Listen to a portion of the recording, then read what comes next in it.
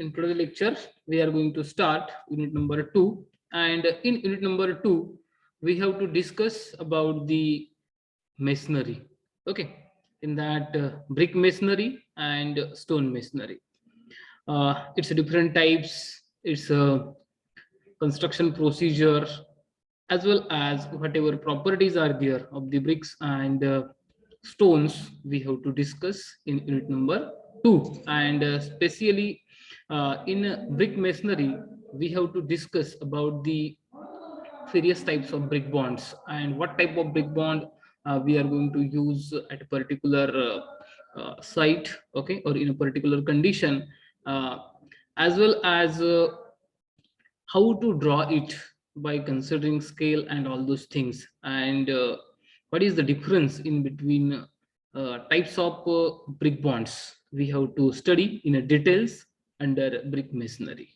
Okay, so this is one of the important part. So firstly we will discuss about it here. First point from unit number 2 is brick masonry. Firstly, we will discuss about the brick. Okay, here definition of brick is nothing but it is an artificial structural element in the form of a rectangular block of a clay is called a brick. And whatever bricks are there, those bricks we can manufacture or we can prepare of any required shape and size. Here brick is nothing but it is a solid element, structural element. By using it we are going to construct the walls or maybe pillars, okay, or for any other purposes, maybe for flooring also. Sometimes might be have seen bricks we are using as a flooring material. ज्यावेळेस आपण खाली flooring करतोय बघा, okay, ground फ्लोरला ज्यावेळेस आपण floor prepare करतोय त्यावेळेस आपण ब्रिक्सचा पण वापर करून फ्लोर आपण काय करू शकतो तर construct करू शकतो. Okay, otherwise we can use bricks for the construction of the walls, okay, for different types of structures, as well as for the construction of the piers or pillars. Okay, in a brick masonry structure sometimes we can go for the construction of the pillars by using the brick material. Likewise concrete material, जसं की आपण कॉन्क्रीटचा वापर करून columns construct करतोय तशाच पद्धतीचे आपण ब्रिक्सचा वापर करून कॉलम्स तयार करू शकतो किंवा त्याला आपण पिलर म्हणू शकतोय. ओके, किंवा त्याच्याच बरोबर जर काय आपण कन्सिडरेशन केलं अदर टाइप ऑफ स्ट्रक्चर की ज्याच्यामध्ये ब्रिज वगैरे असेल तर त्या ब्रिजमध्ये ब्रिजचे जे काही पियर्स असतात बघा, ओके, पियर्स किंवा आपण त्याला काय म्हणतो तर अब्युटमेंट म्हणतो, म्हणजे जे काही सपोर्ट असतात ब्रिजला दिलेले जे काही सपोर्ट असतात त्याला काय म्हणतोय आपण पियर किंवा अब्युटमेंट म्हणतोय. अब्युटमेंट म्हणजेच काय तर एक्सटर्नल साइडचे जे काही दोन सपोर्ट्स राहतात किंवा पियर राहतात त्या पियरलाच आपण अब्युटमेंट म्हणतोय. परंतु आणि पियर आणि अब्युटमेंट मध्ये डिफरन्स काय आहे तर अब्युटमेंट जे आहेत ते दोन एंडला राहतात ब्रिजच्या आणि पियर जे राहतात ते इंटरमिडिएट सपोर्ट राहतात. ते इंटरमिडिएट सपोर्ट म्हणजे काय पियर, ते अब्युटमेंट किंवा पियर जे आहेत ते कन्स्ट्रक्ट करण्यासाठी पण आपण ब्रिजचा यूज करू शकतोय. Okay, then after that masonry. Masonry is nothing but the construction which is done by mason is nothing but the masonry. Okay, and brick masonry is nothing but whatever construction is done by mason by using the brick material is nothing but the brick masonry. Okay, here whatever bricks we are going to use for the construction purpose are of a different sizes and shapes. Okay, generally whatever standard size is there of the brick is 19 centimeter by 9 centimeter by 9 centimeter. This is the highest standard size of a brick, 19 centimeter by 9 centimeter by 9 centimeter. Its length is 19 centimeter, height is 9 centimeter, and its width is also 9 centimeter. But another type of brick is there, that is nothing but the modular brick, or we can say modular size of brick.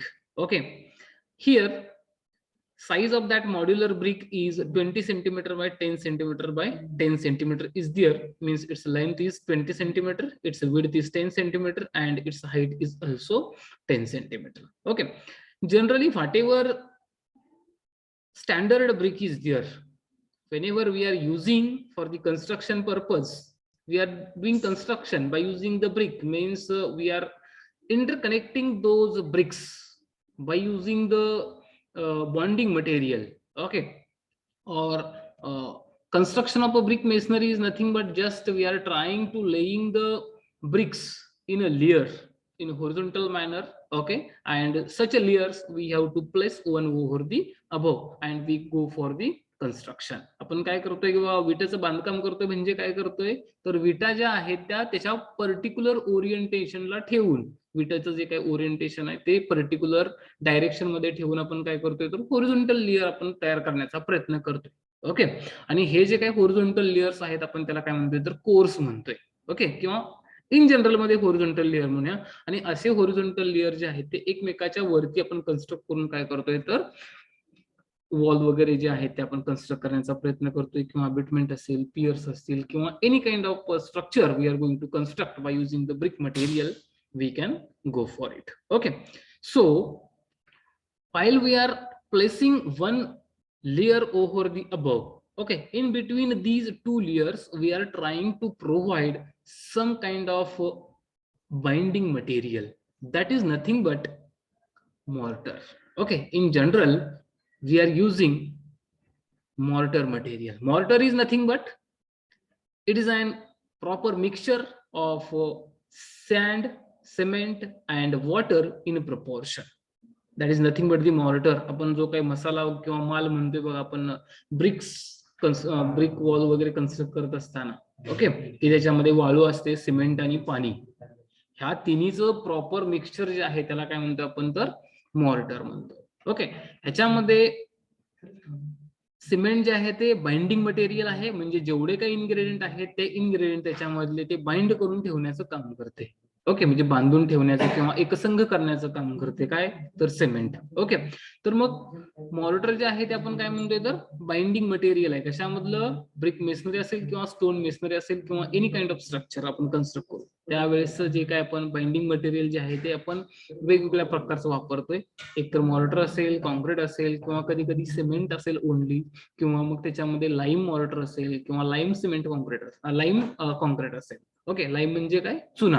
म्हणजे binding material कुठलं वापरतोय त्याच्यावरती ते नंतर पुन्हा काय होते तर डिपेंड राहते. Okay, means here whatever layer we are inserting in between the two courses, okay, that is nothing but the binding or we can say joints. Okay, आपण जॉईंट्स पण म्हणू शकतो त्याला. ओके, जॉईंट करण्यासाठी दोन layer जे आहेत ते जॉईंट करण्यासाठी एक लेअर टाकतोय. ओके, तो लेअर जो आहे तो कशापासून प्रिपेअर केला राहतोय तर मॉर्टर मटेरियल पासून. Okay, and generally whatever its size is there it should not be exceed 1 inch, that is nothing but the 25 centimetre 2.5 centimetre, that is nothing but the 25 mm, 25 mm पेक्षा किंवा 2.5 centimetre पेक्षा किंवा 1 inch जी काही size आहे त्याच्यापेक्षा तिथली त्याची thickness जी आहे ती जास्त नको आहे. ओके, जो काय आपण लेअर टाकणार आहे, बाइंडिंग लेअर जो काय टाकणार आहे त्याची थिकनेस जी आहे ती 1 इंचापेक्षा जास्त नको आहे.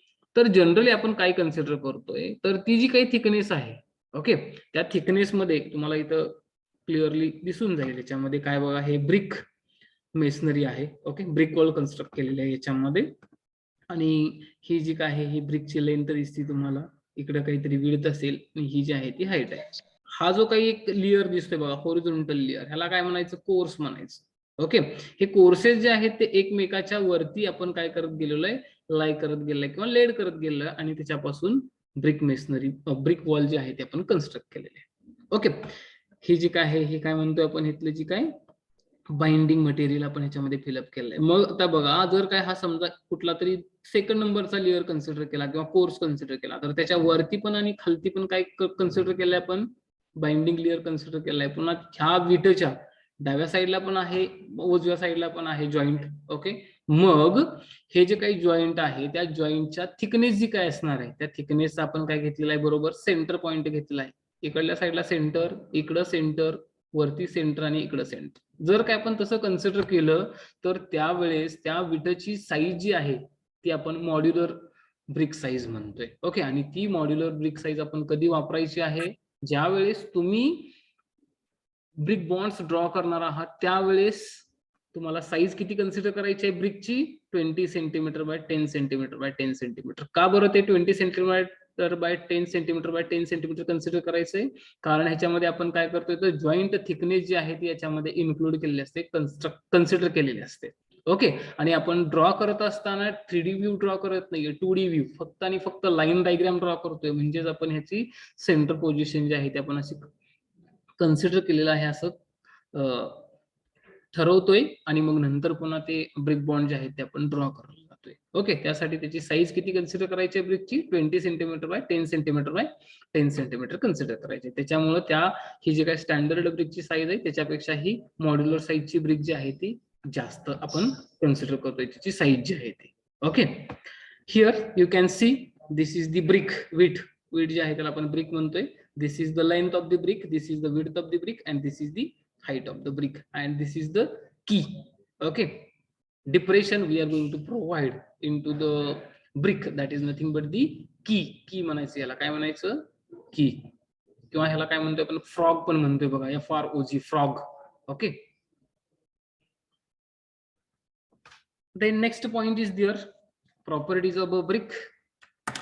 Here first property is there, the bricks should be table molded, well burnt in a kilns, copper colored, free from cracks, and with sharp and square edges.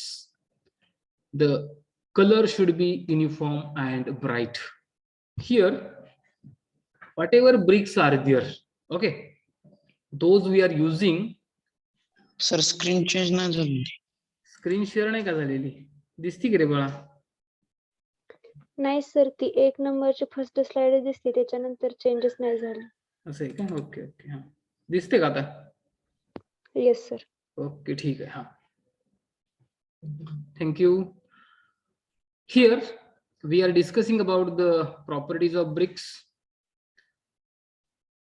Whatever bricks we are using for the construction purpose, it should have some characteristics or good things. Okay, then and then only we can use brick as a structural material. Okay, जे पण आपण कुठलं material वापरणार आहे construction साठी, त्याच्यामध्ये brick असू दे, stone असू दे, किंवा कॉन्क्रीट असू दे, सिमेंट असू दे, किंवा स्टील असू दे, किंवा एनी काइंड ऑफ मटेरियल असू दे, किंवा आपले फ्लोरिंगच्या फरशा असू द्यात, किंवा दुसरं कुठलंही मटेरियल असू द्या. ओके, त्याच्या काहीतरी ठराविक प्रॉपर्टीज किंवा कॅरेक्टरिस्टिक ज्या आहेत त्या फुलफिल व्हायला पाहिजेत, तर आणि तरच आपण ते ऍज अ बिल्डिंग मटेरियल म्हणून सिलेक्ट करतोय. आणि ते सिलेक्ट करण्याच्या अगोदर त्याच्या ज्या काही कॅरेक्टरिस्टिक्स आहेत त्या कॅरेक्टरिस्टिक्स आपल्याला माहिती पाहिजेत, आणि त्या माहिती झाल्यानंतर, त्या फुलफिल झाल्यानंतरच आपण काय करतोय तर ते material as a construction material म्हणून वापरतोय.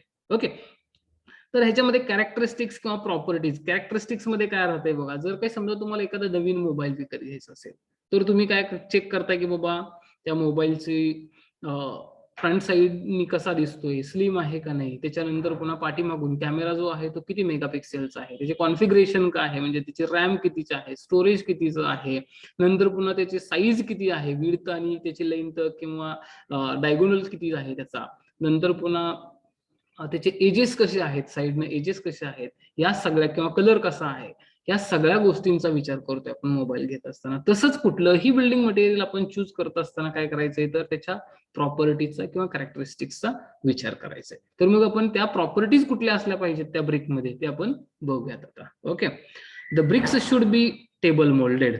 Okay, means whatever bricks are there, those should be in a proper size and shape. Okay, means whatever its surfaces are there, it should be straight one. Okay, table molded, then well burnt in a kilns. Okay, those bricks should be well burnt in a kiln. म्हणजे जे काही विटा ज्या आहेत त्या विटा आपण मातीपासून बनवतो. Clay bricks generally we are preferring for the construction purpose, but nowadays concrete bricks और autoclaved aerated concrete bricks are available in the market, but in our region or in construction field generally we are preferring the clay bricks. Okay, मातीपासून बनवतोय आणि ती मातीचा जो काही गोळा आहे, माती जी काय आहे त्याचा नंतर पुन्हा चिखलाचा गोळा तयार करून नंतर पुन्हा त्याला वाळवून मग नंतर पुन्हा ते काय केलं जातं तर ती बर्न केली जाते, म्हणजे त्याला भाजली जाते ती वीट जी आहे ती, तर ती व्यवस्थित भाजली पाहिजे भट्टीमध्ये. किल्न म्हणजे काय भट्टी. Okay, it should have copper coloured. Okay, copper सारखा कलर यायला पाहिजे त्याला. त्याचा कलर जो आहे तो जास्त डार्क पण व्हायला नकोय किंवा जास्त फेंट पण व्हायला नकोय, म्हणजे प्रॉपरली त्याचं बर्निंग झालेलं पाहिजे. It should be free from cracks. जे काही क्रॅक्स वगैरे असतात बघा विटावरती, तर ते क्रॅक्स वगैरे कुठल्याही प्रकारचं फॉर्म होता कामा नये, त्याची काळजी घ्यायला पाहिजे आपल्याला, किंवा तशा पद्धतीचे ब्रिक यूज करायचे आपल्याला. With sharp and square edges, whatever edges are there, those edges should be straight, sharp one. Okay, and its edge should not be breaked and all those things. जे काय आपण विटा वापरतोय त्या विटांचे edges वगैरे जे आहेत ते स्ट्रेट असायलाच पाहिजेत, कुठलेही डॅमेज नसायला पाहिजे त्याच्यामध्ये. The colour should be uniform and bright, means whatever color is there of brick it should be uniform one, means एका साइडला जास्त भाजले एका साइडला कमी भाजले या पद्धतीचं नसायला पाहिजे, युनिफॉर्म कलर असायला पाहिजे त्याच्यामध्ये, and it should be bright one. Okay, then whatever brick is there it should be in uniform shape and should be of a standard size, means whatever bricks we are going to use for the construction purpose, its size should be uniform one, because of if it is a different one then at the time of construction it will get difficulty to the mason or those who are working there. Okay, विटा ज्या आहेत त्या विटाची size जी आहे ती एकाच साईजची असल्या पाहिजेत, म्हणजे त्याचे मोल्ड जे आहेत विटा तयार करण्याचे जे काही मोल्ड असणार आहेत, साचे जे काय असणार आहेत त्या साच्याची साईज जी आहे ती एकच असायला पाहिजे सगळ्या साच्याची, जेणेकरून प्रत्येक विटाची साईज जी आहे ती सेम राहील. ओके, मग त्याच्यामध्ये नंतर पुन्हा काय करू शकता बघा, जर काही समजा तुम्हाला वाटत असेल की बाबा ग्राउंड फ्लोअरला तुम्हाला 9 इंचाची ब्रिकची साईज यूज करायची, कारण थोडस एक्सटर्नल वॉल जे आहेत त्या स्ट्रॉंग असायला पाहिजेत, त्याच्यामुळे आपण काय म्हणूया की बाबा 9 इंचाची आपण भिंत जरी कन्स्ट्रक्ट केली तरी सफिशियंट आहे. ओके, इन रेसिडेन्शियल बिल्डिंग मध्ये किंवा इन पब्लिक बिल्डिंग मध्ये सुद्धा. परंतु त्याच्यामध्ये जर काही साईज कमी झाली तर मग त्याच्यामध्ये थोडासा धोका किंवा सिक्युरिटी जी आहे ती कमी होण्याची शक्यता राहते. त्यासाठी जनरली आपण ग्राउंड फ्लोअरला 9 इंचाची वॉल थिकनेस प्रोव्हाइड करण्याचा प्रयत्न करतोय. कशामध्ये तर आपल्या फ्रेमड स्ट्रक्चर मध्ये. ओके, की ज्याच्यामध्ये फक्त आणि फक्त ब्रिक जे आहेत त्या तो स्वतःचा ब्रिक वॉल जे आहेत त्या स्वतःचा सेल्फ वेट कॅरी करते, त्या कुठलाही स्ट्रक्चरल लोड कॅरी करत नाहीत, आणि जिथं लोड बेरिंग आहे तिथं जेवढा काही लोड येणार आहे ते लोड कॅल्क्युलेट करून आपल्याला त्याची रिक्वायर्ड थिकनेस जी आहे ती आपल्याला प्रोव्हाइड करण्याचं काम करणार आहे त्याच्यामध्ये. ओके, ठीक आहे. त्याचबरोबर जर काही समजा तुम्हाला फर्स्ट फ्लोअरला किंवा सेकंड फ्लोअरला किंवा थर्ड फ्लोअरला तुम्हाला जर काही वाटलं की बाबा इकॉनॉमी साधायची आहे त्याच्यामध्ये ब्रिक कन्स्ट्रक्शन मध्ये, तर instead of 9 inch you can go for the 6 inch also. whatever external walls are there, those walls also you can go for the construction of a 6 inch. जे काय आपल्या वरच्या वॉल आहेत एक्स्ट्रा असेल, internal तर generally आपण 4.5 इंचाच्याच wall आपण construct करतोय. ओके, हा ब्रिक थिक वॉलच्या. परंतु एक्सटर्नल वॉल जे आहेत त्याच्यामध्ये पण ब्रिकची साईज जी आहे ती व्हॅरी करून आपण 6 इंचाची त्याची लेंथ ठेवून आपण काय करू शकतो तर कन्स्ट्रक्ट करू शकतो. Now days it is popular thing. Okay, in the residential building पण. ओके, याच्यामध्ये काय व्हायला लागलं बघा, बिल्डिंग कन्स्ट्रक्शन मध्ये जे काही आपलं मटेरियल आहे त्या प्रत्येक टाईपच्या मटेरियलची कॉस्ट जी आहे ते इन्क्रीज व्हायला लागली. त्याच्यामुळं प्रत्येक गोष्टीचं कॉस्ट जे आहे ते इन्क्रीज व्हायला लागल्यामुळे कन्स्ट्रक्शन कॉस्ट आहे, टोटल ओव्हरऑल कन्स्ट्रक्शन कॉस्ट जे आहे ती पण इन्क्रीज व्हायला लागले. मग इकॉनॉमी साधणं थोडंसं डिफिकल्ट चाललंय. मग त्यामुळे आपण काय करतोय तर या गोष्टी ज्या आहेत त्या अडॉप्ट करून, म्हणजे ब्रिकच्या थिकनेस ज्या आहेत त्या प्रॉपर कुठं काय किती पाहिजे ते ठरवून आपण काय करू शकतो, तर इकॉनॉमी थोडीफार आपण त्याच्यामध्ये साधू शकतोय. Okay, then the bricks should give a clear metallic ringing sound when struck with each other. Okay, जर काही दोन विटा तुम्ही घेतल्या दोन हातामध्ये आणि एकमेकावरती स्ट्रक केल्या अशा, ओके, तर त्याच्यामधून काय मेटॅलिक रिंगिंग साऊंड यायला पाहिजे. ओके, जसं की आपलं तुम्ही कधी स्वयंपाक करताना वगैरे किंवा किचन मध्ये गेला असताना बघा, किचन मध्ये जो काही तवा वगैरे असतो किंवा कढई असते त्याच्यावरती थोडंसं कशाने तर आपण स्ट्रक केलं तर त्याच्यामध्ये मेटॅलिक रिंगिंग साऊंड होतोय बघा ते. ओके, तर त्या प्रकारचा साऊंड जनरेट व्हायला पाहिजे ज्यावेळेस दोन विटा ज्या आहेत त्या एकमेकावरती स्ट्रक करतोय त्यावेळेस. The BRICS